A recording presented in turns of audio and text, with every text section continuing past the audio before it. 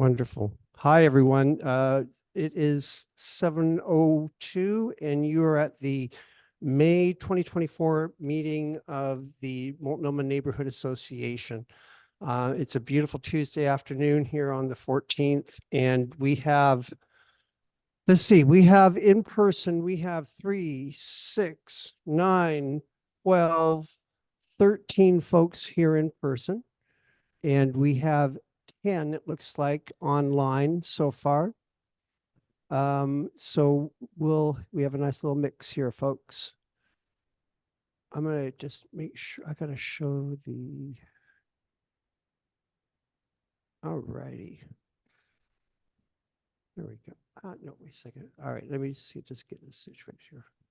Okay, first off, for those that are online, the agenda, and for those that are here, the agenda was available on our public Google folder, and we have some support materials. I'll do my best to bring them up as we go along here in the meeting to support the what we've done now is we've started to get the committees to start submitting reports ahead of time so that we can save a little bit of time reporting. Instead of reporting on everything, we have the report available in detail on our public Google, Moses, public drive. Yes. could you put the link in the, Very good. I can do that. Can you do that? thank you. Wait a second. If you give me 20 seconds, I can.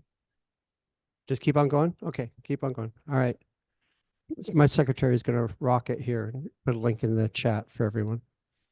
Let's see here. Let me get back over here. So in the public folder is our last meeting minutes, as well as all the support materials. I invite you to go there and take a look at those when you get a chance during this meeting. Also, the video from the last meeting is available online at our YouTube channel. So we have that information. Right now, I want to lead normally in M&A development. I kind of give us an update on what's been going on, but I'm going to leave that towards the committee reports. So we'll just skip over any other information on that. Before we get into the new business, I do want to give a quick shout out to a few people. We have the good neighbor agreement that has been negotiated between the Safe Rest Village, Multnomah Safe Rest Village there on the Jerome Sears Armory property, and then the West Hills Christian School. And this has been a long time coming. And since I was looking back in my notes and I realized we were talking about this in October of 2022, when we originally found out about it all, and when we originally formed the initial work groups within the neighborhood association to start collecting information and to start gathering the perspectives of all the neighbors, to figure out how to mitigate the impact of this and how to assure, standards towards it. It's interesting. I found if you'll allow me, the neighborhood association working with the West Hills, they created an ad hoc group back in mid to late 2022. We went back and forth with the city until as it related to their stakeholders, that included the Portland Police Bureau, the operators of it, JOHS, and everything was fine. And then all of a sudden, nothing. It stopped at the JOHS point. And they would not sign it because they disagreed with some of the language in it. So it languished. In the meantime, the Safe Rest Village continued. We didn't have any real incidents with the Safe Rest Village over that period. Then of now late, there's been it was announced that they want to basically triple it in size. Obviously, we're going through everything again. It's like in repeat. So we have come together and renegotiated the good neighbor agreement. And here in just a little bit, we'll be discussing it. And I'm going to be asking for input from folks here in the audience, both virtually and online or in person, to talk about this Good Neighbor Agreement. We've made it a point to post the version, the most recent version of it on our website, good 60 days in advance. And we have collected comments from it, done straw polls to learn about it. And we'll go into more about that. But on a final note, I just have to read this. And this is what I had written back in February or March of 2022 to someone that was asking, what's the status of the GNA? And the GNA was meant to establish a communication and accountability structure between all the stakeholders. It was meant to mitigate unsanctioned camping around the SRV and the West Hills Christian School. It is to establish a community advisory committee of stakeholders to ensure the GNA commitments are being upheld. And it supports efforts to preserve the livability of the neighborhood and to ensure the safety of the SRV, the West Hills Christian School, and neighborhood residents and businesses. So that was the spectrum that we were looking through this the entire time. And I am just so proud of the participation of my neighbors in getting us to the point that we're at here today. I just want to make real quickly, I just want to give some thanks. I want to give thanks to Chris Dirth and Kevin Davis and Frank Rudloff and his wife and Tony Wilson, who recently retired from West Hills Christian School, and Peter Sampson and Sherman Yasalata. You know, these are all folks that sat in very boring conversations over a very long time to get us to where we were. And I'm appreciative for their help, very much so. The booth, Mark, you were on one of those committees, if I remember correctly, weren't you? That's right. Yes, sir. I remember. That's right. Thank you. So, anywho, point is here's where we're at. So, let me get back over to the new business. We have a couple of motions that are going to just be housekeeping kind of motions here that I would like to get the board to vote on and on a voice vote if necessary to review to approve or not approve. The first was the motions from the Standing Rules Committee, and I'm going to give the microphone to our Standing Rules Committee chair. There are 4 motions from the Standing Rules Committee, all of which were broadcasted to the entire board in the past month. Motion number 1, the Standing Rules Committee moves the creation of a motions log that is to include the exact language of each motion that is approved, the name of the individual or committee that presented the motion, and the date that the motion is approved by the board. The motions log is to be maintained by the Standing Rules Committee chair. The purpose of this is to keep a clear record of all of our approved motions and easy access to them by way of example of what not to do. Once upon a time, there was a neighborhood association that spent tens of thousands of dollars on attorneys to fight the city that they were in. There is no record of the motion to authorize that, not in the minutes, not in the motion log.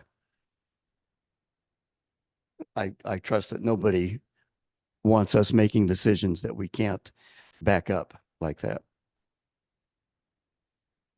Discussion? Questions?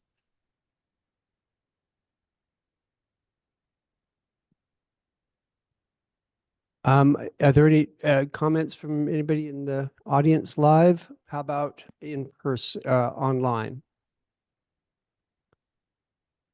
I would like to propose that we, by all means, go ahead. Okay. Regards to the Good Neighbor Agreement. But I don't know if this, but it's just to that point. So minimum, it's because the language in this legal status of the agreement says It's not a legally binding document, fine. It's not it's not in, might not. It's not intended to be a legally binding document, fine. But it says furthermore, all parties of this agreement acknowledge that they have been advised and given time to present this document to independent counsel. Now, to my knowledge, Multnomah Neighborhood Association has not had independent counsel review this good neighbor agreement. So Actually, you know what? I'm going to say thank you for your comments. They're out of order. There will be opportunity for you to be able to discuss yes, but I appreciate your comments. Thank you very much. Moving on to the motion that is at hand, we can take a vote on it. I Vote. noticed, Excuse Yes, me, Will. Moses, before we go, could we have a count of board members present in the on site? We have 4 board members on Zoom, but there are And- 3 others that also are in-house.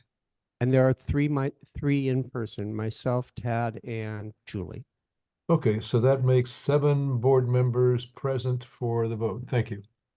Okay, so that would mean that a majority would be 4? Is that correct? I believe No, so. no, it's a 4, pardon me. Do we have a quorum with 7, Tad? There are currently 11 board members, so 7 would be a quorum. 6 would be the quorum minimum. Oh, very good. Thank you, Will. Okay. So it looks like we do have a quorum. The way I propose that we do it is just by voice vote. And I'm going to ask if there's any against this measure to approve this motion. If I Would don't, you mind reading it again, Will? I mean, sorry, Moses? oh, we will do it as a courtesy, but okay, here, let's see here. I'll read it again.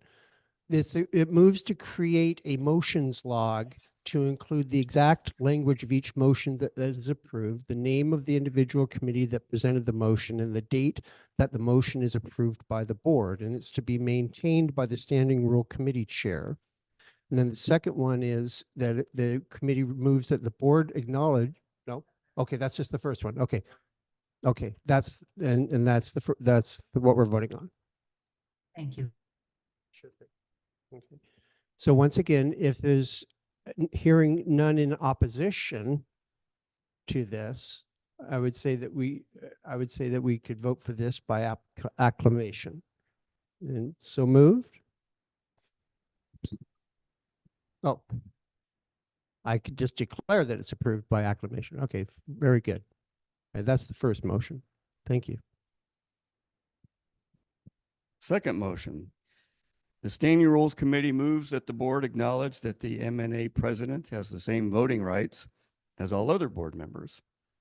This because there was some confusion recently on whether the president is allowed to vote on motions or not. I know that you like to only vote when you're breaking a tie, which is great, but you are allowed to vote anytime. Is there any discussion on that motion from the board members? No? Moving forward with the vote, is there anyone in opposition to this motion? Sure. Okay. Hearing no one in opposition, I would declare that we can accept this motion in acclamation. Okay, and then here's the next one. Motion 3, the Standing Rules Committee moves that the president is to contact a board member who has 2 consecutive absences at regular meetings to assess their interest in continuing to serve on the board and to remind them of the bylaws regarding attendance. All right, are there any questions on the third motion? Hearing none, is there any in opposition to the third motion? Seeing none, move that the motion is approved by acclamation. Last motion. The Standing Rules Committee moves that it be renamed the Governance Committee with the responsibility of maintaining amendments to the bylaws, the procedure manual, the standing rules for meetings and the motions log that was just approved. The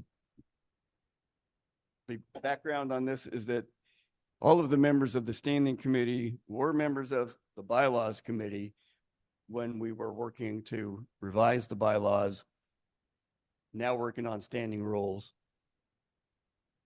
But governance, which is the term that most boards are using these days, implies that there are other documents that they're responsible for as well. Are there any questions from board members on this motion? Hearing none, is there any in opposition to this motion? Hearing none, well, then it will be, I move that it's approved by acclamation. Very good. Thank you very much, Standing Rules Committee Chair. All righty. All right, next up, Transportation Committee. Stefan, are you around? Moses, I noticed I don't think Stefan is here yet, and I'm a part of this motion as well. I don't know if it's allowed to present it without Stefan here. Okay. How about this? How about we skip it for the time being and maybe he'll show up here in a second. I got two others we can do. Sounds good. Okay, sounds good. Okay, the next one is the Public Safety from the Public Safety Committee. And I've got to figure out, where's that at? Oh, here it is. Oh, motion.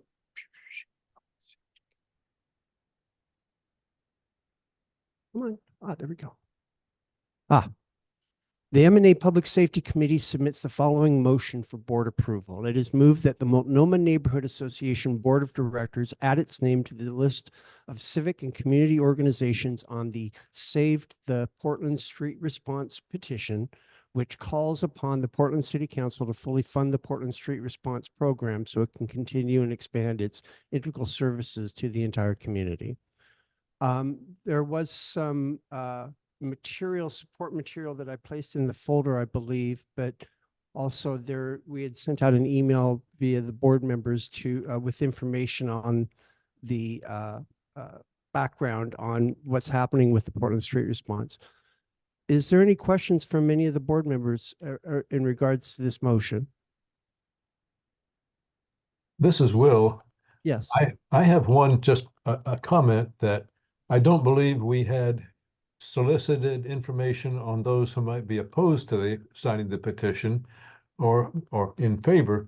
But in this case, that's a minor point. Just we try to, if possible, hear from people on all sides of any sort of an action where we do make a political statement. But otherwise, next time, fine. Sounds good. I don't consider, if I may say, this is Beth, Yes, Chair of the Public Safety Committee. Some people may consider this a political thing, but I consider this a civic responsibility. And if you look on the website, you will see that there are hundreds of community organizations and individuals who support this petition. We're not the only ones. I hear you there, Beth. Very good points. Are there anyone else with questions? Okay. I just want to say this is now budget time for the city. So this is a very timely petition for us to be submitting. Fantastic. Very good, Beth. Okay. Is there any, well, let me flip this around with the board members and treat this more, just to make sure. All in favor, please say aye. Aye. Pat? Aye. Okay. All against? Hearing none, motion is passed. Beth, also- Thank you. I'll circle back around with you, Beth, and we'll get that, make sure that their information is signed. Let's see Okay. here. And can I finish my Public Safety Committee report now, or? Actually, gonna hold off on that for until we get it past the the motion from Good Neighbors, because we're going to do the committee reports probably starting at Oh, around okay. 8 o'clock. Yeah. Thank Okay, you. Thank you. The new business that I have next is not necessarily, is not a motion as much as it is just a notification to the membership and to the board. The Southwest Water Tower, Texas Water Tower, just right up the street here, has been, we've been notified that the city is declaring, the parks is declaring it, water is declaring it surplus property. And as such, they are getting it ready to put onto the market to try to sell. And so that we had a very similar situation back in the day, last time I was chair of the neighborhood association, with the Freeman Water Tower property out there. They had behind the scenes, the city had sold it. They literally had a Craigslist ad where they were trying to sell the property without telling the neighbors, without notifying the neighbors. Long story short, Renaissance ended up buying the property eventually, but we put up a pretty darn good fight and we on that. But the bigger point is that there are people that are already mobilizing to try to do something about this and to make sure that it is not sold. One of our local residents, a woman by the name of Kelly Peterson, is championing turning that into a park and having them donate it over and just keep it as it is. It is already a park basically up there. If you just go, and it's just right up the hill there. If you go up 32nd, you can't miss it. So I just want to bring that to everybody's attention. There's going to be discussion about this at the city council because they're going to have to vote to approve that it's going to be converted to surplus property. And so there's opportunity to influence like right now. I'll share more information I'll get on our website to get it posted as far as things that we can do to help, outreach to the city to encourage them to leave it as a park instead of trying to sell it. It's a beautiful location up there. May I say Actually- something? Yes. Did Wait a I- second, Beth. Just a minute, please. I live right next door to that lot. It's on Nevada, not Texas. The Texas Hydro Park is up there. This one is on 27th and Southwest Nevada. So it's actually over here. Yeah, there's the Hydro Park. Yeah, there's two of them. That's correct. Right. Am I getting the location wrong? So where's this? Yes. Where are you telling me It's it's at? on Southwest Nevada and 27th. So And on it's the other east side of this. side.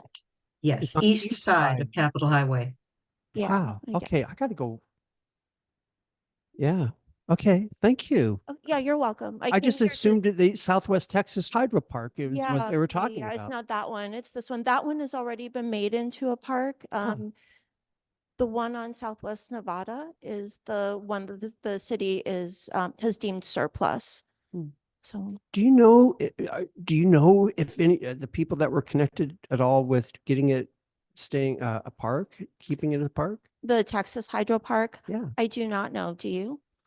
No. I don't. This has been kind of a new one on us. So Yeah.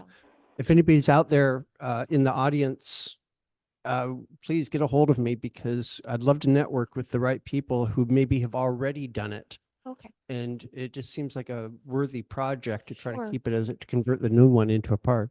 Am I correct in understanding that the MNA might be willing to support us in our cause to keep that as a green space?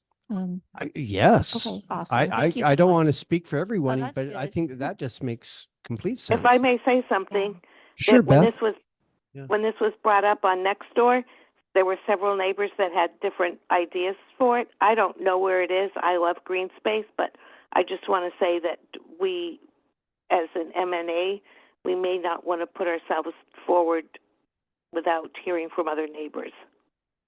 Very good. But I appreciate the reminder that we do need to stay somewhat neutral, but what we can do is be an information gathering resource for you, acting kind of like a liaison with the city once we get the right people identified to talk Yeah. to, you know?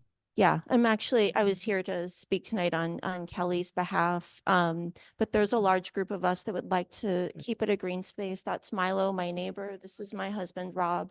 There are lots of others, but we're like the experts. We live right beside that lot. I am 10 feet from it. That's it. I could spit on it if I wanted to. It's already this de facto park and gathering space at any given time. You can see neighbors gathering there on these like large strips of grass around the fence line because we don't have any sidewalks. But like I constantly see seniors meeting there because it's flat and easy to get to. I constantly see moms there with their strollers talking to other moms. I constantly see other dog guardians chatting there with their dogs. It's also kind of in this uniquely positioned spot to be positioned right in one of the very few like ethnic enclaves in Portland. As you know, there are many, many, many Orthodox Jews living right here that can't drive to Gabriel Park with their kids. And they feel safe here as well. So it's like this little community hub that no one really knows about unless they actually live there. It's also got this large forested swath that has owls, hawks, woodpeckers, rabbits, voles, and other wildlife that either passes through or lives in it. So it's super important to us. We know that the zoning is R5, which means they can put a maximum of 4 houses there. If a developer puts anything there, they're going to put 4 houses. And on every other lot where that has been done, they've been homes that cost over $1 million. And they're just these ugly hardscape things that are unaffordable, that make everything else unaffordable. And I say that as a renter that would love more affordable housing, but that's not what's going to go there. So thank you so much Oh, for letting us be absolutely. here. You We know, really this is appreciate actually, it. I love Yeah, this. that's it. Yeah, here I showing on the video right That now. there is my house in the corner there. And So- just to show everybody really quickly here. Oh, I can't share my screen, but what I've done is I've brought up a Google map and I'm showing it to the rest of the audience as far as where this water tower is located. Yeah, gosh, Can we work with the land use committee on this? we could. Let's do that. Mhm. Yes, that rhododendron is spectacular and it's like it's like a story and a half tall. Okay, one real quick here too. I just because I know Amanda knows what she speaks of. Amanda says it's owned by the Water Bureau. They aren't allowed to use it as a park unless Portland Parks buys it, which makes sense. Have I got that right, Amanda? Okay, thank you. Corinne, go ahead with your hand. Thank you, Moses. And thank you, Amanda, was that right? Did I hear that right, for sharing your experience with that?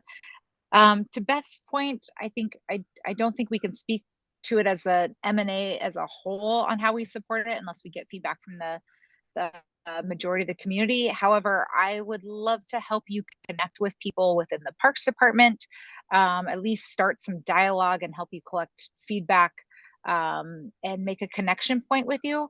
I can put the community events email address in chat, or what's the best way for me to get it to you. But if you'd at least like to start some email dialogue with the community events committee, we can help you facilitate some communication and conversations with the Parks Department and with the city, and at least get some dialogue going. And if there's a motion we need to do as an M&A as a whole, we'll figure that out, but we would like to keep this conversation going. I'm taking email information Thank now, you. and then we'll connect with community events. Thank you. Awesome. This seems to be a land use committee. Yes, I don't think we have a land use committee right now. Oh, actually, we Do we? yeah, Corinne, let's circle back around and we'll figure out where it lands. But either way, Yes, either think, way, I just want to make sure that there's a connection point with the M&A and agreed, with agreed, Amanda agreed. on this issue.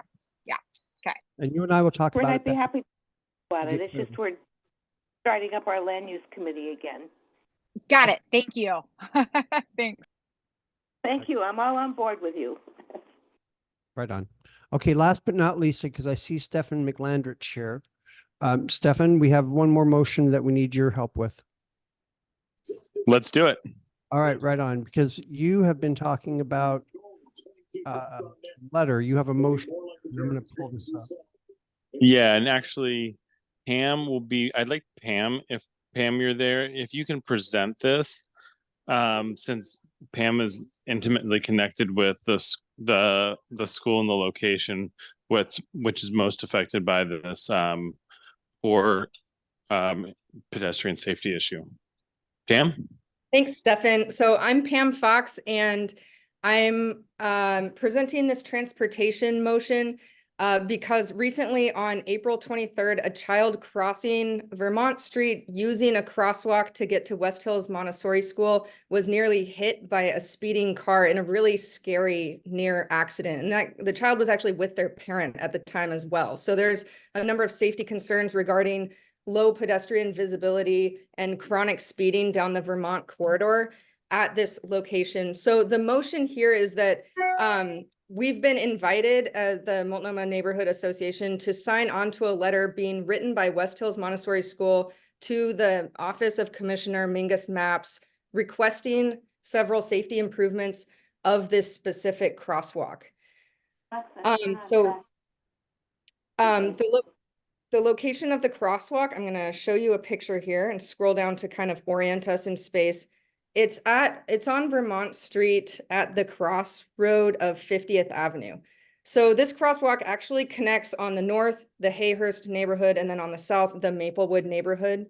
The relevance for this to Multnomah neighborhood is that a lot of families with children attending West Hills Montessori live in the Multnomah neighborhood. So invited to sign on in support of this letter are all three of those neighborhood associations. Maplewood and Hayhurst have already recently approved motions this week to sign the letter, and actually feedback from them has already been helpfully incorporated into the letter to just improve technical wording and so forth. And then in addition, the two other schools at this location sharing the school zone are being invited to sign it as well. So that includes Kinder Prep Preschool housed within St. Luke's Church and then St. John Fisher School.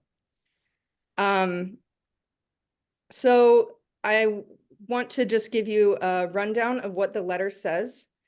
So the letter highlights the context of the issue here, namely that this crosswalk across Vermont Street is a main connect. It's designed as a key connector for the west side of the Hayhurst neighborhood to Gabriel Park. There's a lot of foot traffic that comes through this crosswalk, reaching the Southwest Community Center, which is also on Vermont at the nearby juncture of 45th Avenue. And then the other context for the traffic on Vermont is just there are two new housing developments coming in that are set to significantly increase the amount of traffic along this corridor. So that includes the Gabe condo apartment complex, which construction has just been completed at the corner of 45th and Vermont. And then this also includes the Alpenrose housing development, which is in an earlier stage of development right now. So the goals of the letter are to share with MAP's office, as well as the other schools in the neighborhoods, the action plan of West Hills Montessori, to open a line of communication with the neighborhoods, PBOT, and the other schools about safety improvements, and then to request several specific safety improvements from PBOT.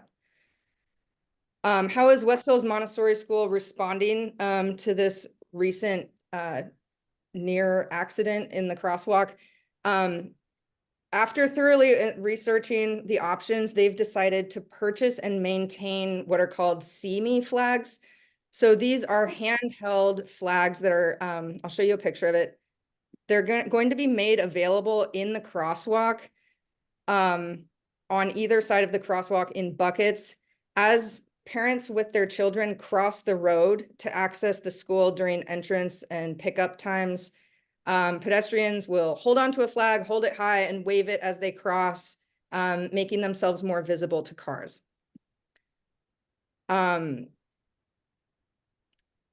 The school has also hosted a parent traffic safety kind of discussion and orientation event about this new flag protocol.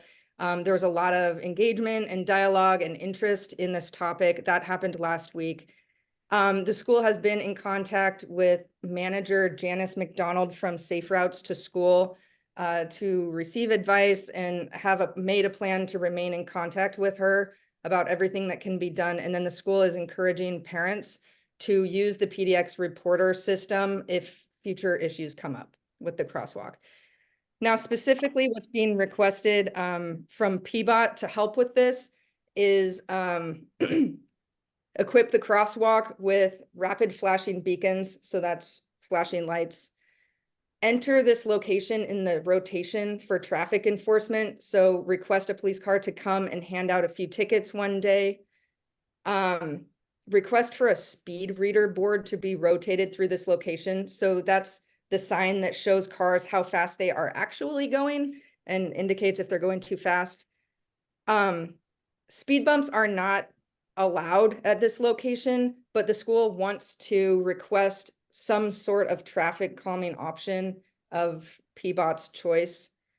A simple request is to trim the trees around the signs so that the existing signage is more visible, and then calibrate the existing flashing lights on either end of the school zone at the start and the stop of the school zone to flash at the correct time of day to accurately indicate whether it's a time when children are present or not. I believe that everybody who's been invited to sign this letter plans to sign onto it, and we're the last neighborhood association to have a motion to decide whether to sign it. So if there are any questions, I think I've covered what the letter contains.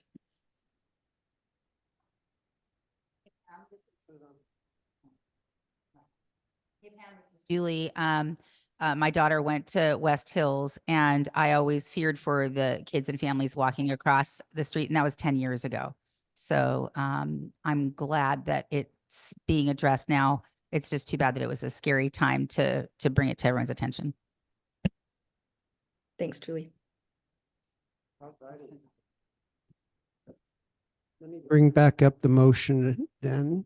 Wait a second, where is that? So here it is, okay. So the motion itself then is the Transportation Committee motion for the M&A to be a signatory on the letter to City Commissioner Mingus Mapps regarding pedestrian safety in a school zone crosswalk at Southwest Vermont and 50th. M&A's been invited to sign a letter to his office regarding pedestrian safety in a school zone crosswalk at Southwest Vermont and 50th Avenue. 3 schools within the school zone and 3 neighborhood associations, Maplewood, Hayhurst, and Multnomah, are collaborating to sign and send. The relevance for Multnomah NA is that many families residing in Multnomah use that school zone and are experiencing problems. So, is there any more discussion or from the board members on this motion? Seeing none. Is there any in opposition to this motion? Hearing none. I move that it is been accepted by acclamation, and we will sign on to that letter, and very good. We'll get that sent off. And well, it sounds like you've got it. Well, just reach out to me off the side, Pam, and we can get that signed and sent off. Okay, great. Thanks, Moses. Thank you, everybody. Okay, wonderful. Thank you. All righty. And now we are at the part where we have the motion to a board motion to approve the Multnomah Neighborhood Association and the Multnomah SRV Good Neighbor Agreement. Let me pull up, if I may, the should have that. Okay. The motion itself is as read. The Multnomah Neighborhood Association Board asks that the following motion be included on the agenda for the Multnomah Neighborhood Association's May regular meeting under new business. Motion. It is moved that the Multnomah Neighborhood Association approve and sign the final version of the Multnomah Safe Rest Village Good Neighbor Agreement. Okay. Now, I just want to go over a few ground rules real quick. What we're going to do is, first off, I want to present the straw poll results. The straw poll is what we sent out to the neighborhood about over the last few weeks to elicit response and comments about the Good Neighbor Agreement that we had posted up onto the website. And I actually want to pass this off to Will Fuller because he was the one that compiled them. And Will, can you give a quick summary of those results from that straw poll that we did to the neighborhood? Sure, sure.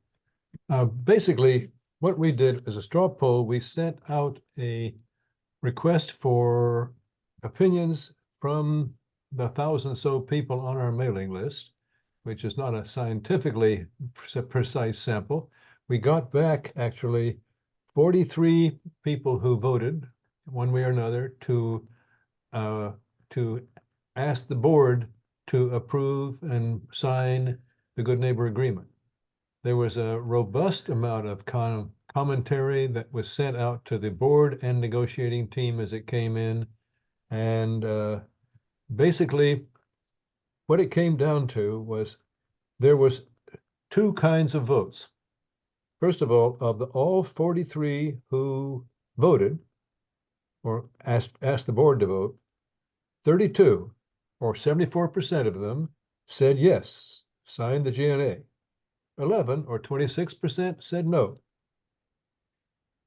However, if you break it down into near neighbors or people living close to the SRV and others who live in, everyone, by the way, said they did live or work in or have property in the village. So there was nobody outside. I'm not saying the village, the neighborhood. Nobody outside the neighborhood participated in the poll. But when you talk to the near neighbors, there were 8 near neighbors who participated. 7 said no, with 88%.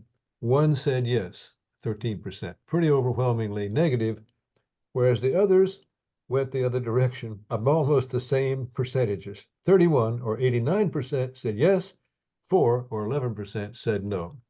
So there clearly was a division of opinion. Now the negotiating team, which included the neighborhood members of the Community Advisory Committee, read those commentaries, discussed them thoroughly. Unfortunately for the voice of the near neighbors, only one person of the 8 people who took part in the negotiating team was a near neighbor, but there was people, including myself, said, look, these people have a special need. So that was it. It was pretty overwhelmingly signed the GNA. And the other part that was part of that you'll hear in discussion was the GNA is a piece of paper. What really counts is how it's enforced and how people actually act to keep a safe neighborhood for both the SRV people and more particularly the people who live close to them. So that's my summary. What we're going to do next here. Thank you for that, Will. We're going to be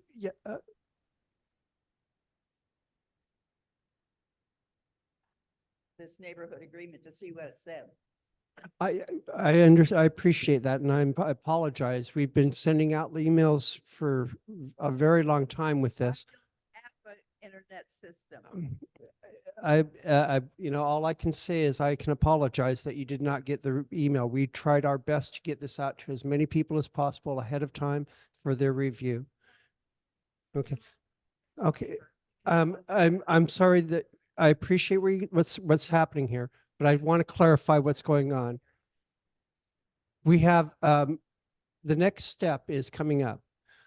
What we are doing next, I wanted to make sure that the results of the straw poll, I'm allowing up to 25 minutes at 7:45 right now, up to 25 minutes of discussion from this.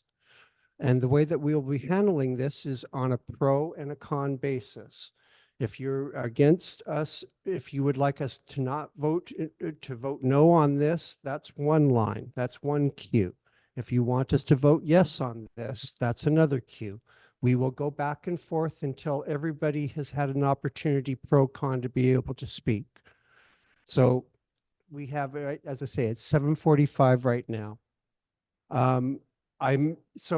is there, how many people would like to first off speak on this topic that are in the room first? 1, 2, 3. We have 3 people in the room that would like to speak on this topic. How many people online would like to speak on this topic? Please raise your hand virtually or use the raise hand or raise your hand and wiggle it. Okay, so 3. So we have 5 people so far that would like to talk on this topic. Can you see that? Oh, go ahead. And Bill, was that a wave like saying hello or? Yeah, Bill. Okay. Okay. I'd like to speak. Okay, very good. So now we have 6 people that will be speaking. All right, we can do this and I'm going to get everybody in. Originally, I was just going to go pro, con, if there are a lot of us, but there's enough here where I'm happy to let everybody speak under these guidelines. You get 3 minutes to speak on the topic.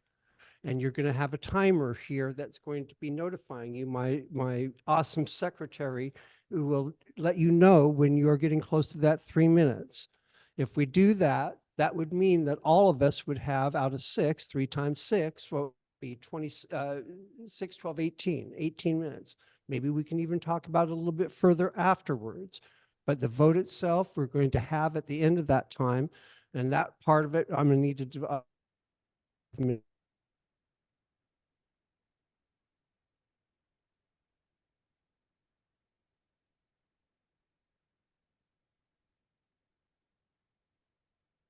Ahead and Yep. give. Is it working? Can you hear? We can hear you now. Next up would be Patrick Brunette online. Can you hear me? Yes. So first of all, I'm a interim chair of the Coalition for Safe Neighborhoods near SRVs. There's 25 of us. So I'm speaking on behalf of the 25 people that can attend. That's almost as many who are attending this meeting today and then attends every week. When I went back and looked at the history of GNAs in Portland, they're through the Parks and Rec, and they specifically detail that sports events around schools and whatever are disruptive. So that's how GNA started for everyone that doesn't understand the history of GNAs. They talk about stakeholders in the GNAs on the Park and Rec sites and how those fields that the sporting events are at will impact the neighborhood. They talk about how the people they want involved are everyone that lives within 400 feet of the site when they're discussing a GNA.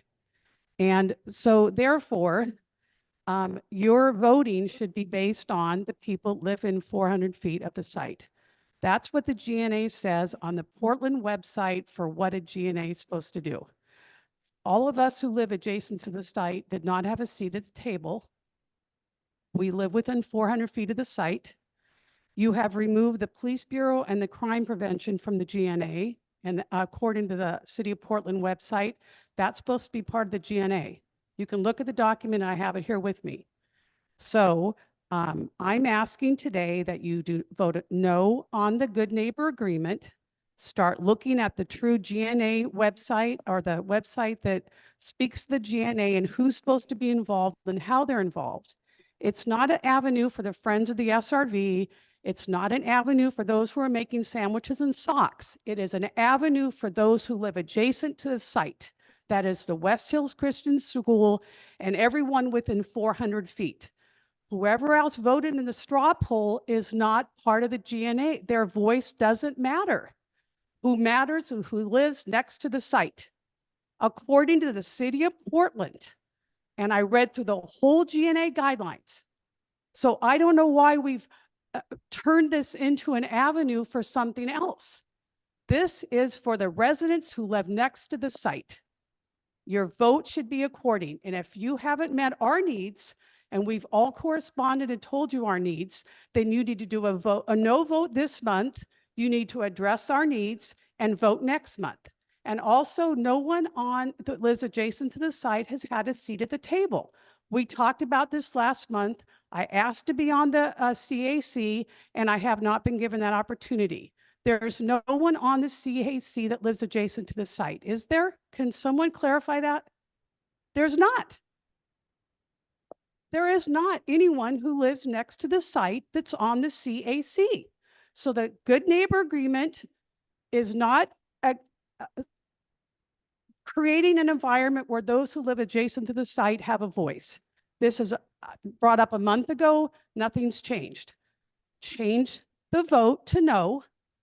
Make it so that someone who lives adjacent to the site is on the CAC, as the City of Portland website says, and vote on it next month.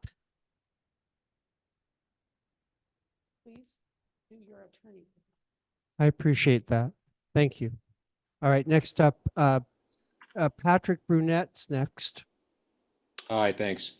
I submitted written comments to the board, and I think those were distributed, but I'd like to make a general statement that should be just about a minute and a half. I can't vote to approve the GNA because it really supports a fundamentally flawed model. First of all, this SRV should never have been sited in a highly populated residential neighborhood adjacent to a school. Also, many of the people living in this facility continue to be compromised by severe mental illness and drug addiction, problems that inevitably spill over into the surrounding neighborhood, as has been pointed out. Unlike the Bybee Lakes model that requires residents to enter drug treatment immediately, this model tries to, quote, meet people where they're at.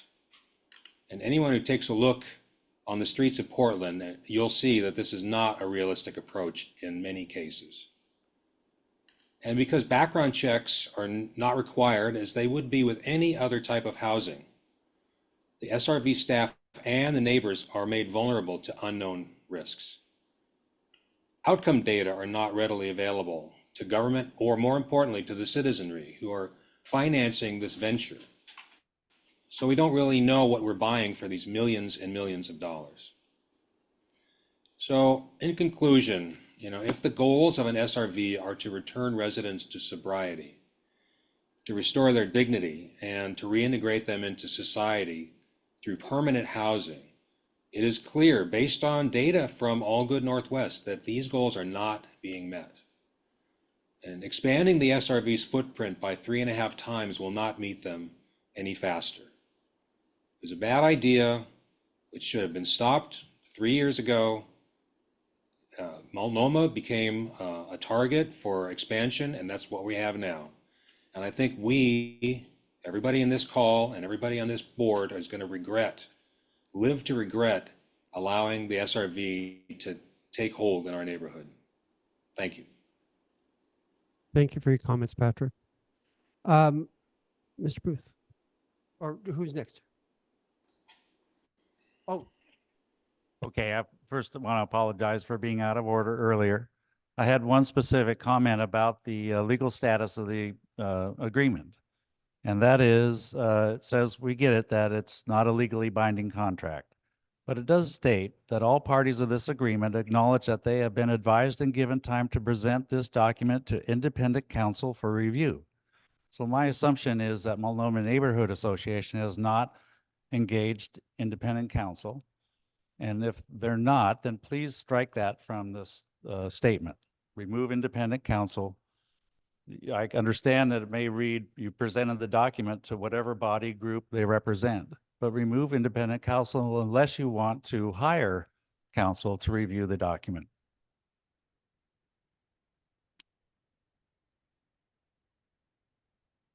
I appreciate that point, actually, very much. Thank you.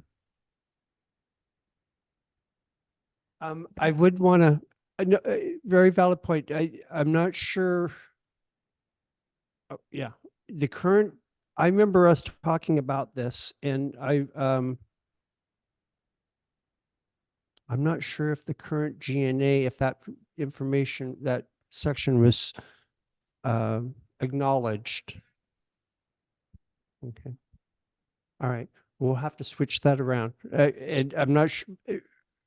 Well, that's one of those is like what we're talking about here are things like akin to the standing rules and the bylaws. The Standing Rules Committee is where we have to fine tune the final documents. And I think you would agree it might be a good analogy, Tad, to what we're doing here with the GNA. Points like this can be refined through the process that the Good Neighbor Agreement allows us through that Community Advisory Committee. So we'll make sure that that does get addressed via that route. And I'll make sure that Will and I talk about that. And then, okay. So next up, let me make sure that Penny gets her voice. Penny, please go ahead. Sorry, it was Bill and he's coming back. Hang on.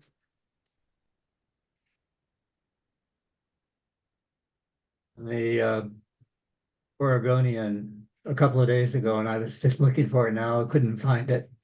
It had mentioned the success of operations like Southwest Village, of being able to get people into permanent housing, as opposed to buying it otherwise, which didn't work very well at all. And I just wanted to add that in there. Thank you for that. I appreciate it, Bill. Sunday paper, I think. Yeah. Okay. Front page. Next up. Yeah. Am I being heard? Somebody raise their hand if I am. Okay. I didn't have any prepared comments, but it occurs to me, Will Fuller mentioned that the GNA is a written agreement, but it's really about, and I apologize if I'm getting this wrong, it's about how people are behaving, all the parties involved. And in 2021, when the city lobbed the Multnomah SRV on the neighborhood, communication from the city was poor at best. They like to extol their community outreach, and those moments of community outreach were a lot of untruths from the city. Going forward, it's now 2024, and we're sitting here talking about a good neighbor agreement that city, of course, acknowledges is not enforceable. We have in the neighborhood folks who don't feel like they've been heard. They aren't part of the committee that's formed by the neighborhood association to somewhat help the situation. They are also the neighbors that have voiced the concerns most loudly about things going on around the SRV. And I just think that a good neighbor agreement without more teeth, and I don't know quite how to get to more teeth, is not really going to be effective at all. I don't think we have anybody from the city here right now, do we? Or the county? JOHS, those are the people that are going to be responsible for making sure problems with the SRV don't spill out. And we want it to be successful, but we also want to be careful about not encouraging problem behavior that one could anticipate. And we anticipated a couple of years ago. So that's kind of in a long-winded nutshell, if there's such a thing, why I'm against the GNA in its current form right now. I thank you for those comments. One thing I should mention too is that we do have, after all this time, we have the signature of a JOHS official on the document now.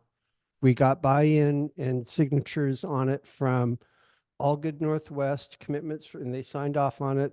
JOHS signed off on it. The city impact team signed off on it, and West Hills signed off on it in its current format. And we're the last organization to have the discussion. Will, I see your hand up.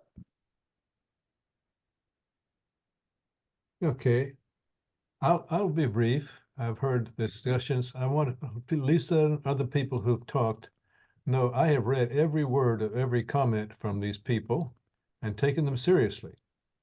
This is a situation where two groups of vulnerable people, I think, as I've said, have been affected and put at risk.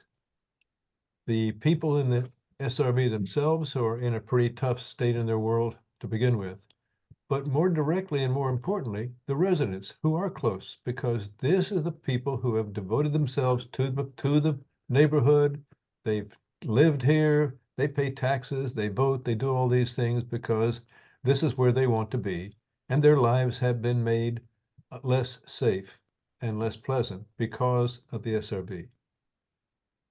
What I've come to is make a difference between the SRB and the Good Neighbor Agreement. The Good Neighbor Agreement is just a piece of paper that's not legally enforceable. It is, however, an overt statement of what people should do and how they should work together. The SRB was imposed on the neighborhood by the city. We had no input into whether it would be here. We've had very little input on how many should be in it. And the whole thing has been something, take it or leave it. I see the GNA as one lever and only one lever to get the city on track with protecting its citizens and residents. We, the residents, having to live with the SRB, absent some sort of legal action, a lawsuit, court injunction, some other enforcement, are faced with the SRB, period, GNA or no GNA. And what I want us to do as a neighborhood is, if we vote this in, and it's very likely we will, I won't predict the vote, but it looks that way, that we then unite as neighbors, close and far, to make it as workable a situation as possible, recognizing the importance of everyone who lives near it and in it as people who deserve a open, fair, welcoming, and safe place to live. Thank you. Thank you, Will. Up next, Julie had a question. Julie, our secretary, wanted to make a statement. I actually, there are questions, and I do apologize. I'm probably the person who's read the least amount of all of the details. When it comes, can you hear me on the, with the GNA, can it be revised? Is it where there over time could be version 1 and version 2? Is that possible? And again, I apologize for not understanding, but I thought at some point what I understood was that once the GNA, this whatever version is put in place, it triggers the ability for local neighbors, near neighbors, to be actually put on the CAC. Isn't lack of the GNA one of the trigger? Once the GNA is put in place, isn't it a trigger to allow local neighbors to actually be put at the table with the CAC, or am I No, misunderstanding? You are correct. So we could agree to it, put near neighbors on CAC who can then actually do the real work of making it as best as humanly possible, and maybe even revising the GNA? Yes. Okay. I apologize for being super simplistic. These are questions. I'd love feedback as well, if that's allowed. Actually, fundamentally, that you are correct, though. And I will say this, here, please go ahead. Well, Mr. just Cohen. the comment, it does seem backwards because of the, if they had been there, had a seat at the table earlier on, the discussions we're having now and the frustration that some people have wouldn't exist. That's all. Yeah.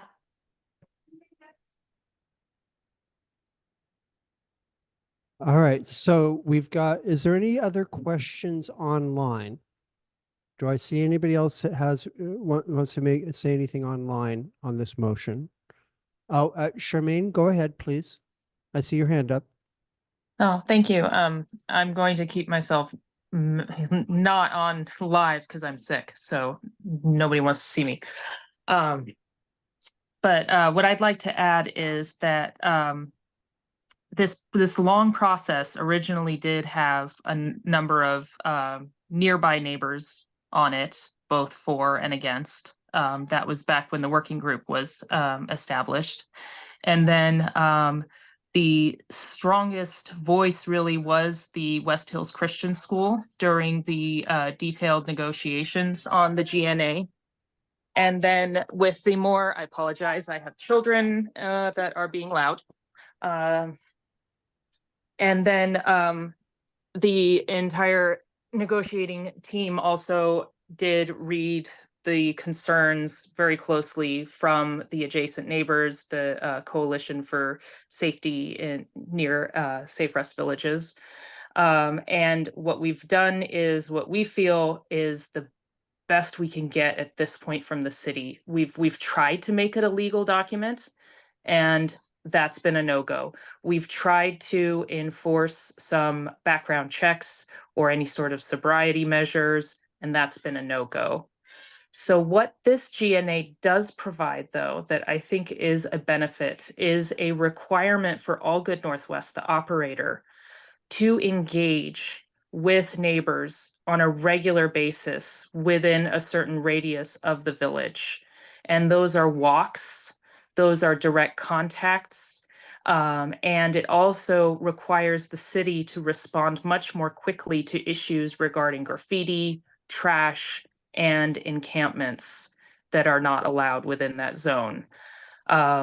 So those, I think, will be a good benefit, and it will also be what we can truly hold All Good Northwest and the city to in the best of our ability. And in terms of that, we have a GNA that's signed. Yes, it's not legally binding, but there's media shame. There are other levers we can pull if they're not pulling their own weight. And then the other thing that I think is really key is that the city is going to be working with our neighborhood to get the people in our neighborhood who are living outside referred into the village. So that's also going to help reduce the burden with this initial expansion on our neighborhood from unsanctioned camping, and help our neighbors who are living on the street get into shelter. So those are the main things that I think are of value with this GNA and why I support voting yes. Thank you. Wonderful. I appreciate that. Yes.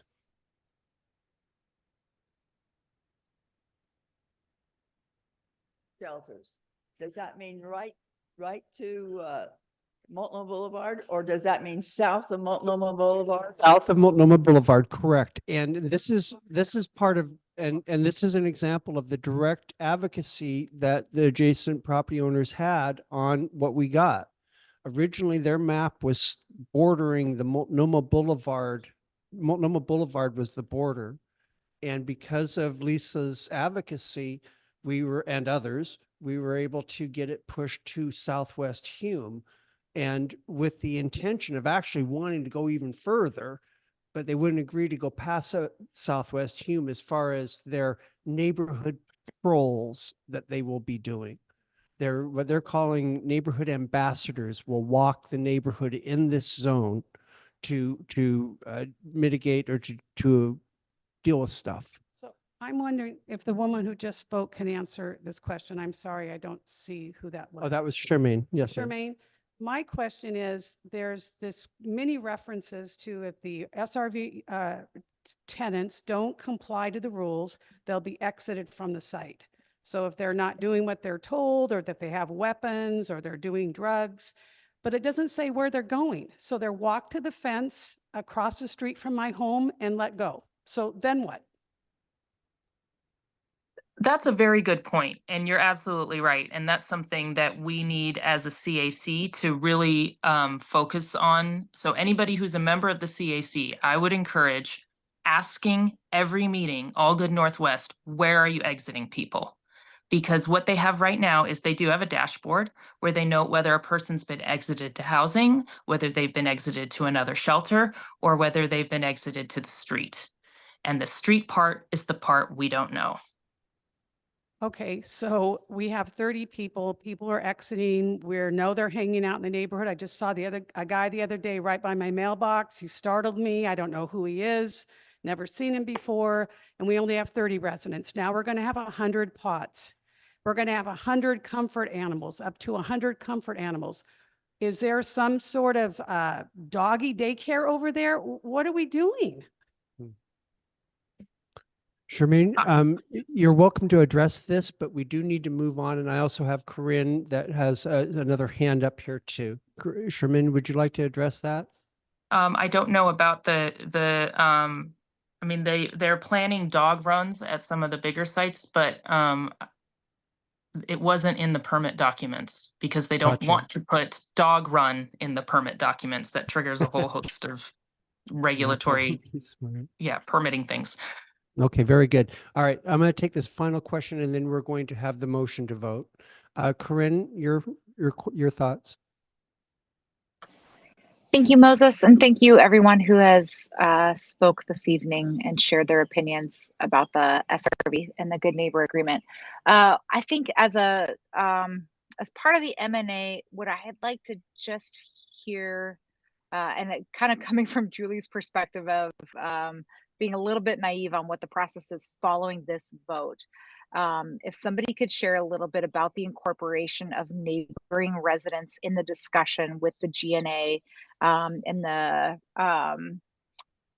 committee, what that looks like, and how we can make sure those voices are heard in future discussions with the city, with All Good Northwest, with the M&A, as active members of this committee, and how their voices will be heard.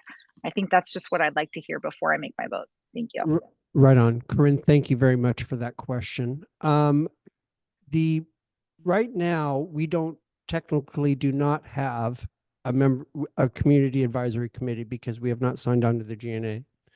Once on this non-existent, but the committee went forward with the understanding that we were going to have the GNA. And so we have met a few times here over the last 6 months, every month. I temporarily appointed myself, Charmaine, and Will Fuller to the committee. As soon as, on a temporary basis, all three of us, as soon as the GNA is signed, we actually are an official committee, and I'm going to ask for letters of interest from the community to appoint to replace us.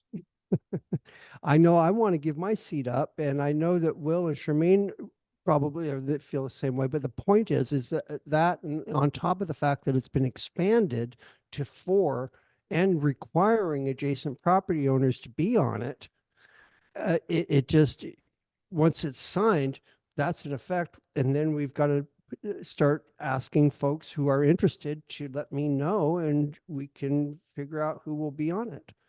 So just for clarity, we have 4 seats that need to be filled, and then the other 4 seats are like the All Good Northwest, Office of Joint House Services, somebody from the city, and then Correct.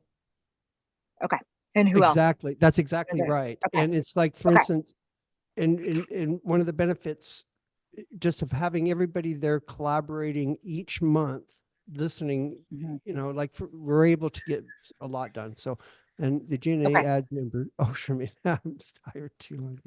Okay, so that's where that is going. So this puts us in a position to we'll have regular meetings with the city, all the people, all the stakeholders, community stakeholders and city stakeholders, All Good Northwest stakeholders, regular meetings to talk about what's happening at the Safe Rest Village in That's Multnomah. exactly right. Very good. Okay. Thank you. Thank you. And Will, I noticed that you have your hand up, but can you also address the need for us to do the online vote side here? Because I need to go forward with the motion too. Sure, no problem. But what I wanted to, about the makeup of the CAC, be aware that we are in the actual Good Neighbor Agreement. We are allowed up to 4 members from Multnomah neighborhood, and there's 2 others coming from West Hills Christian School. There is no requirement in the GNA for those 4 to have any proportion of near neighbors, but our process, and this is a decision of the Neighborhood Association Board, that at least 2 of them would be near neighbors. So but it's not a requirement of the GNA. Okay. So let's talk about the board process for the people online. I have, by my count, 5 people who are online only. We have at this point in the meeting 8 board members: Moses, Corinne, Julie, Pam, Beth, me, Ted, and Stefan. Of those, Moses, Julie, and Ted are in the building, and others of us are online only. So I will there'll be two parts of the voting. Julie will pass slips of paper to the three in the meeting where they will mark their vote and put it back to her anonymously. The people, the five remaining people online will respond to a Zoom poll, yes or no.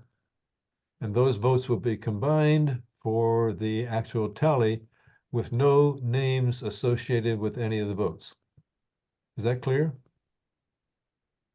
Any questions? I have a question. Yes. So I'm hearing that the board are voting, but not just regular members. Is that correct? That's correct. That's a change in our bylaws when we became a 501c3. We moved away from votes of the general membership to votes by the board. And that can sound like we're getting kind of exclusive here, a little cabal. It turns out that there is I think there's actually a legal requirement that a 501c3 nonprofit, because the board is legally responsible for decisions of the corporation, they are the ones who do the actual voting, so they're not held accountable to someone who's not accountable. Okay, that's not something we directly did. Okay. Okay. Thank you. Good. Okay, any further comments? All right, so go ahead and do your thing online, sir, and we will do our thing in-house. Okay. And here in just a few moments, the twain shall meet.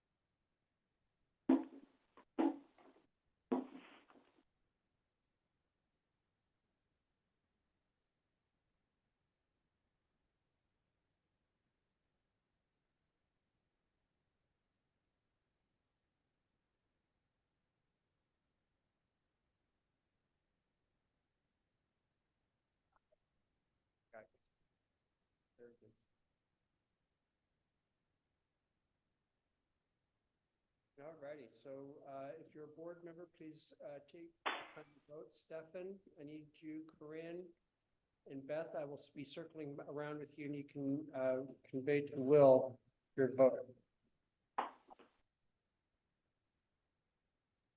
I'm one of the online people, but as host, I can't use the Zoom poll, so I'll put mine in the total. Okay. We only have 2 people so far who have voted out of the 5 online. Okay, Julie, no, you don't. Okay. Okay, so we have a total of 2 here. We have a total of 2 online. We need to go for, if you haven't voted, please do. We're gonna have a countdown here. 5, 4, 3, 2, and 1. Will and Beth are the only ones that we do not know because Beth is called in and Will cannot answer the poll. So.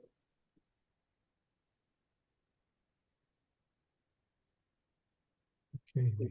If you, and I need to type into Will. Oh, thank you.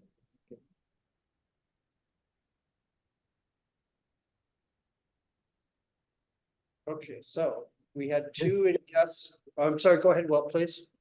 Okay, basically, they can share the vote. The vote is not quite as clean as it could be. The people in the place have put 2 people yes in the building. And online, there are 2 people yes and 1 no. And have you recorded Beth's vote? I have not seen Beth's vote. Okay, because she cannot use the poll. Yep.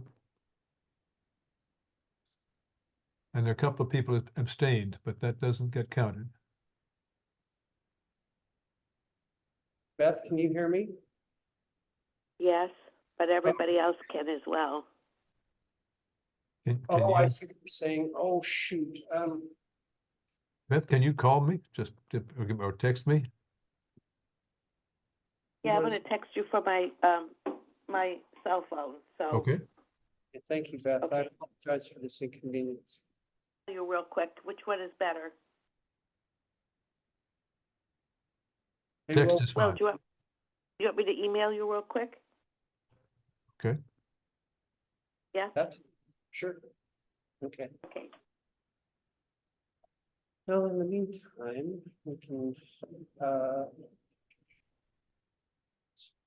second half of this meeting will be very quick. We have committee reports that'll be coming up and updates on some of the things that we've been doing out in the neighborhood. And we also have the reports. We have actual committee reports that you can read that are up on the public website. Appreciate everybody's patience here. Beth is interacting with Will, and in the meantime, we're going to go on to the committee reports after this. We have actual hard committee reports. The committee chairs have submitted written reports, and I want to encourage folks to hop on and take a look at those, and they'll give detailed information about what's going on in those committees. Okay, whenever you're ready, Will. I'm still waiting for Beth's vote, I think. Email me. Yes, I'm emailing you at Equity. Is that all right? Yep, go for it. Do it. Do it. Well, I just emailed you at Equity.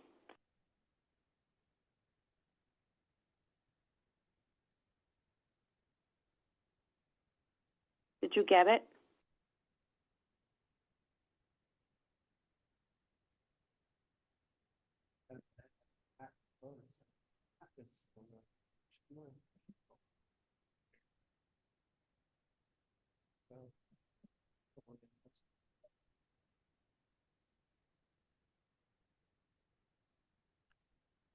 Will, Any can luck, you Will? hear me?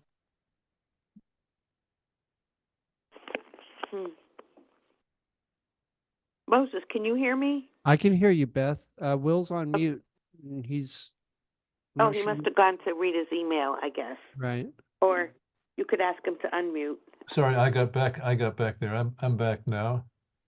Okay, it looks to me like we have, at this point, 5 yes and 1 no. And several people have abstained. Well, the motion has passed. Passed 5-1.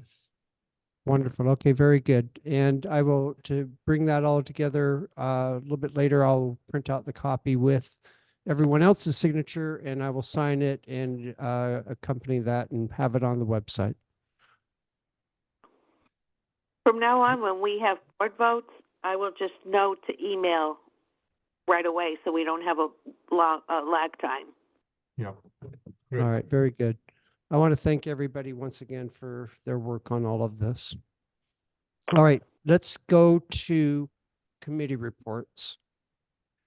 First up would be Budget and Finance Committee's report, and they also have one of their report is up on the website. If I remember correctly, the financial report is. Ted, or is it Julie? Are you giving it, Julie? For Peter. Did you have, no, okay, it is Julie then. She's giving that.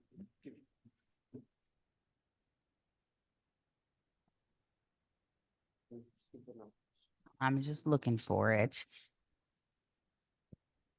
So our finance report shows that we have $1,772 in general funds. We just received a $4,800 grant from Metro for refresh. That's going to go to dumpster days.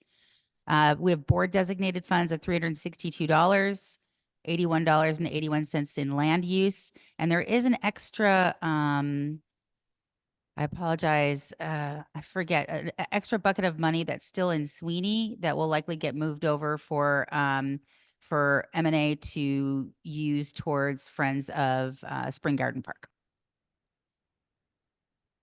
I think it would just get used towards Spring Garden Park, but Friends of Spring Garden Park is a group that's no longer active. Right. And and the challenge is not the challenge, and the intention here is to go with their original intention of using that money specific to Spring Garden Park activity. So, let's see, where are we at next? On the, okay, Will Fuller, communications. Will? Do you want to give us a summary of communications real quick? Sure.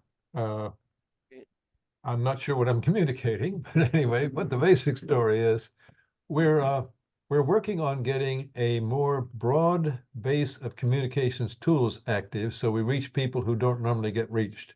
This is people who respond to conversations, who you go visit them in person and so on, other forms of electronic media, and particularly in our use of the website and Facebook and the other media like Instagram and so on. The accessibility is the word of the hour at this point. And accessibility can particularly mean people with disabilities who have trouble getting on, but it also means ease of access for almost anyone, where you say, No. yeah. I disagree with that. Okay, I'll stop. You're like accessibility. Will you clarify if you would, Beth? Well, it is referring to, I know it's been co-opted like by the city to mean other things besides accessibility, but accessibility is usually language that's related to the Americans with Disabilities Act and Section 508 of the Rehabilitation Act and other disability-related laws. So I'm hoping that we can keep it at that. Okay. And we're working on, that would refer you to the Equity Committee, what we're working on there with regard to accessibility. Okay, so basically accessibility is specifically the disabilities community in general. Thank you. Okay. Yeah, I'm sorry to correct you on that, but I know it's been,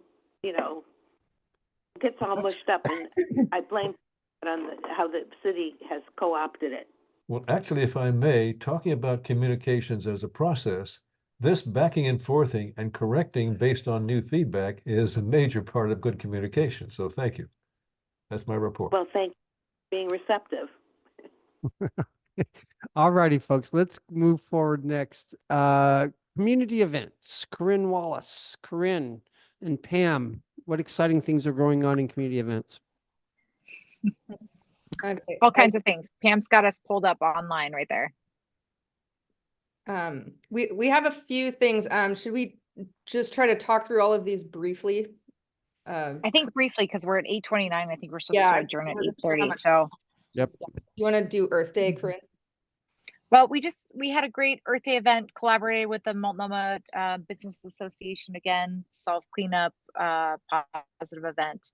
The only other thing I have to report on is that we're still working on creating a community gathering space on the corner of 36 and Troy with permission from the owner of the lot. And we're moving forward with that, but more details will come via online communication and through the website, considering we are short of time. In terms of Spring Garden Park stewardship events, we did have a meeting with the director of the Portland Urban Coyote Project as a result of hearing just numerous feedback from neighbors about seemingly problematic coyote behaviors, such as killed pets or missing pets, more sightings during the daytime, coyotes being less wary of people, and just being present in larger numbers. Zuriel Van Bell, the director, she checked the online coyote observation reporting form and confirmed that we have moderately concerning coyote behaviors in this area. A good thing to do is encourage people to use that online reporting form to report what they're experiencing with coyotes. She's going to keep monitoring it, and if things get more concerning, then they're going to be able to help us with a targeted informational campaign specific to our area to kind of help folks know what to do in these situations. Long story short, don't feed coyotes and scare them away if they're near you, or your house. Keeping them wary of people is a good way to help keep them wild. there's a survey out where anybody from the community can participate to give feedback about the nest sculpture at the top of Spring Garden Park. As originally planned, the contract for the Regional Arts and Culture Council to continue to maintain the bamboo structure is coming to an end. So May 22nd is going to be the last day that they help repair and restore that bamboo. After that, Portland Parks will be in charge, and it may transition into something somewhat different. And that is intended to be in collaboration with feedback that they receive from the community on our form, which is open through May 20th. Community Events Committee hosted something we've never tried before. Back on May 7th, we hosted an information session about block party planning. So this was open to anybody in the city of Portland from any neighborhood, any level of experience. If you're interested in throwing a block party, the idea was come to the session, exchange ideas, connect with each other. We had 14 people sign up from all over the city. 8 people came. And those people want to continue to be in contact with each other going forward. So we have kind of an email list conversation going on, and that's a fun and fruitful thing. Looking ahead to July, we're trying something else new called Neighborhood Garage Sale Day. This is going to be Sunday, July 21st, and neighbors are invited to plan ahead to coordinate your own self-hosted garage sales on the same day as each other. So we have an online interactive map. You can fill out a simple form and add your garage sale to the map. We've got 11 garage sales so far, and we hope that will grow in the next 2 months before the event. We sent out a survey to the M&A leaders to explore the idea of hosting an M&A event sponsored by the Party on Portland program. So this is a program where the city kind of helps you host like a social kind of block party style event with a lot of support. And we have tabled that idea for now. We don't have plans to apply. We didn't get a lot of interest, and we think maybe our capacity is kind of full for the summer. That's what the feedback is looking like. So just wanted to throw that out there, that that's where we're at with that particular idea. And that is the conclusion from community events.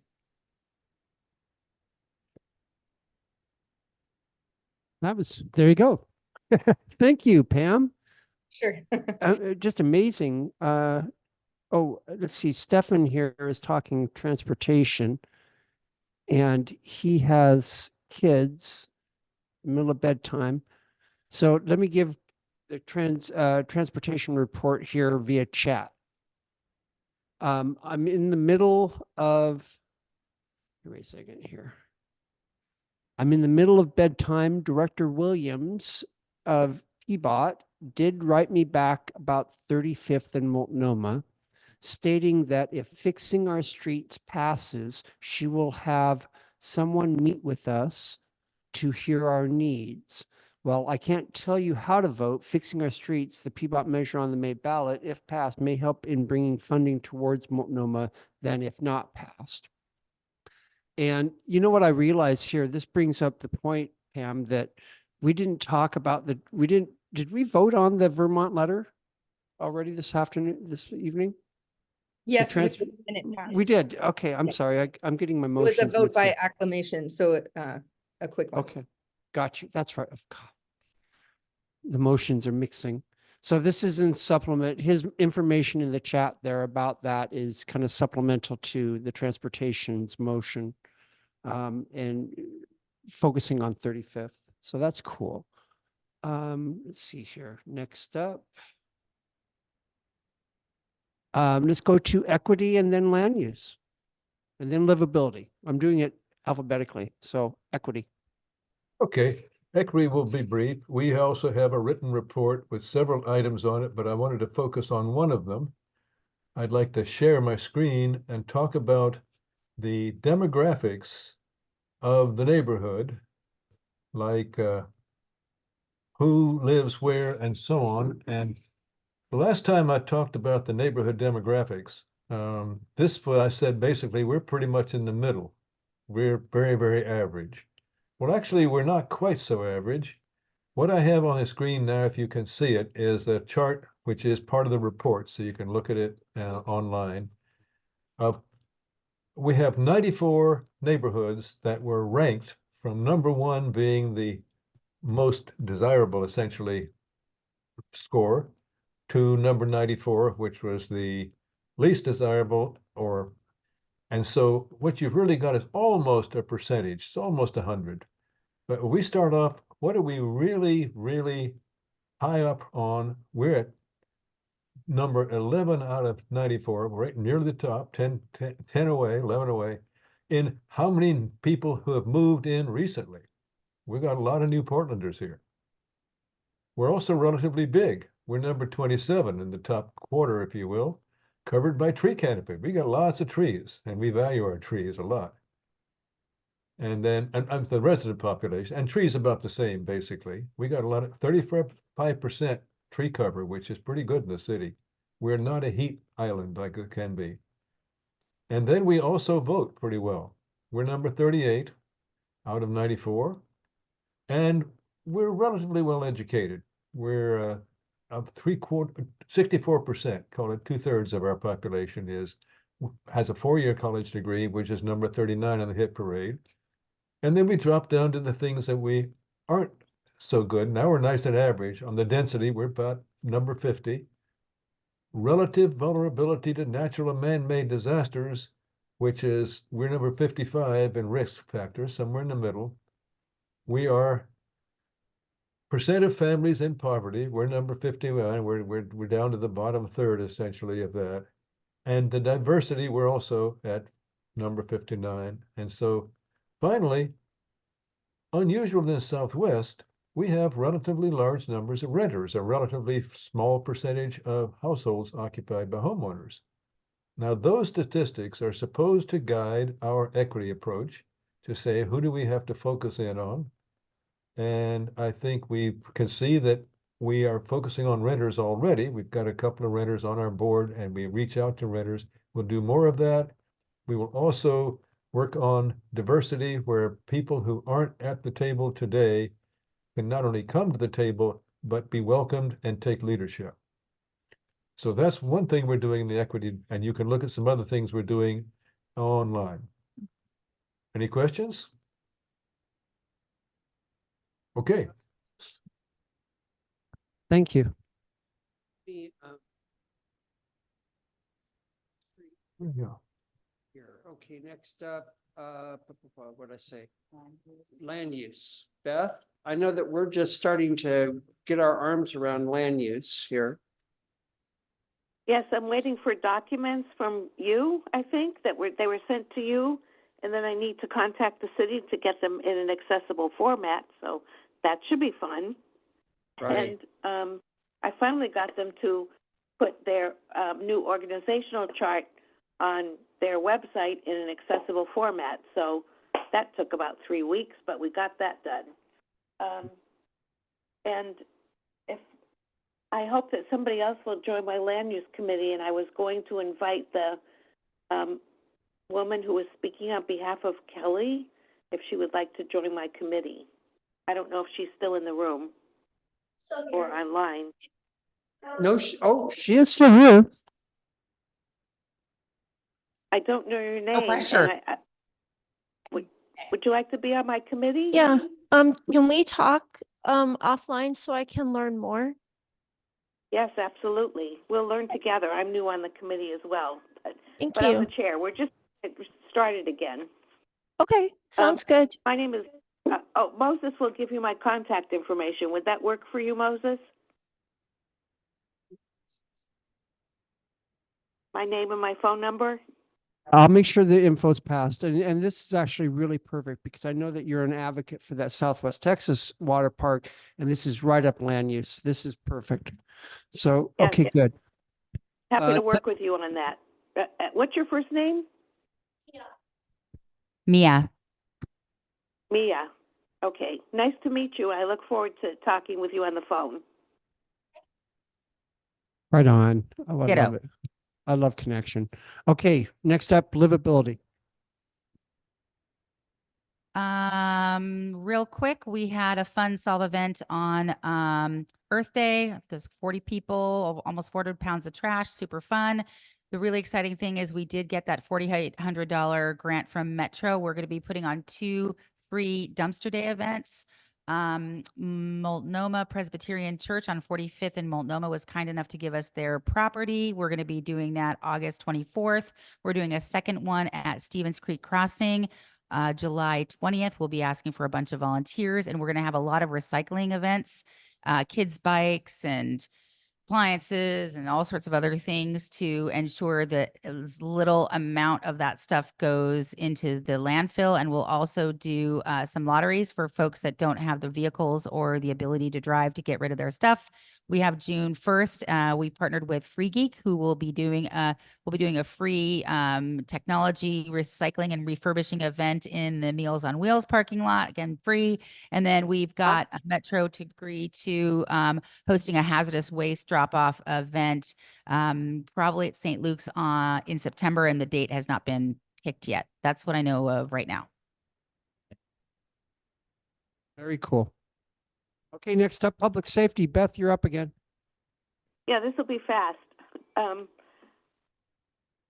We submitted the motion, you all voted on it, and we really appreciate that regarding the Portland Street response. Jane, is Jane in the meeting tonight? I don't think so. Jane and I had a meeting scheduled with the Stevens Creek Crossing people to just make a connection with them so that we can find out how we can help them, how they can help us, how we can just connect with each other. And that got rescheduled. We were hoping to be able to report on that tonight, but that got rescheduled to the 16th. So we'll be meeting with them on Thursday. And that, sadly, will be Jane's last event for her time on the board. Thank you. I need another person to be on the Public Safety Committee.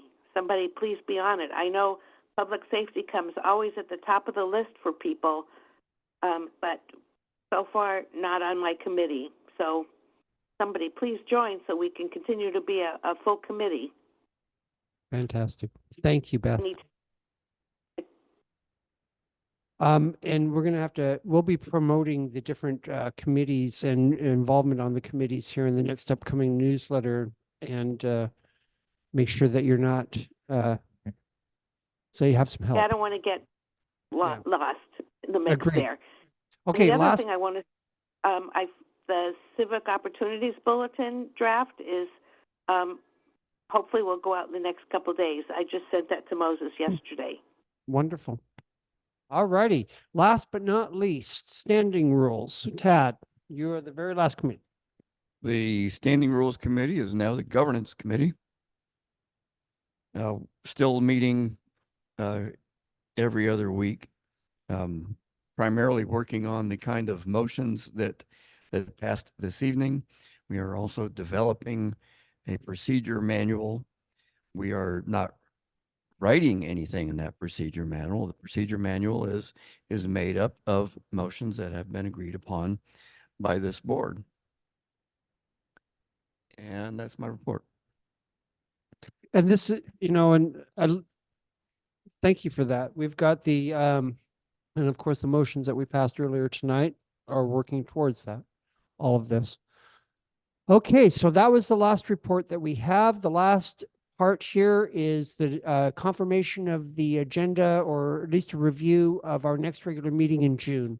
I can safely say that we will have information on, we'll be talking about Southwest Texas. I can safely say that we'll be talking about neighborhood emergency teams that got postponed from this month to be able to talk in June. We'll be talking about, we'll have the first report from the CAC, and we'll have the new members that will be announced. We'll have those announced by the June meeting, the new members of the Community Advisory Committee. Yeah. So we have a lot coming up on that agenda. Is there any good of the order that anybody would like to say before we close the meeting? It's 8:45 on the dot. I would like to just say that we do have some openings on the board, don't we? We do. That we'll be promoting those in upcoming emails and outreach for sure. We've got we're always looking for another additional board members. Annie, go ahead.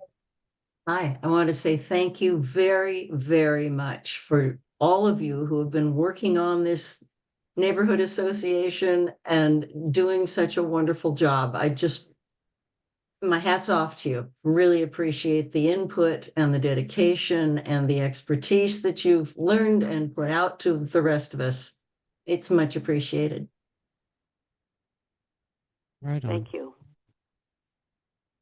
Thank you, Penny. Well, I would entertain a motion to adjourn. Motion, So moved. so moved. Yay, okay. That is so moved, and we are adjourned, folks, and we'll see you in June. And thank you very much for everything, and enjoy the rest of this the evening. All right, take care.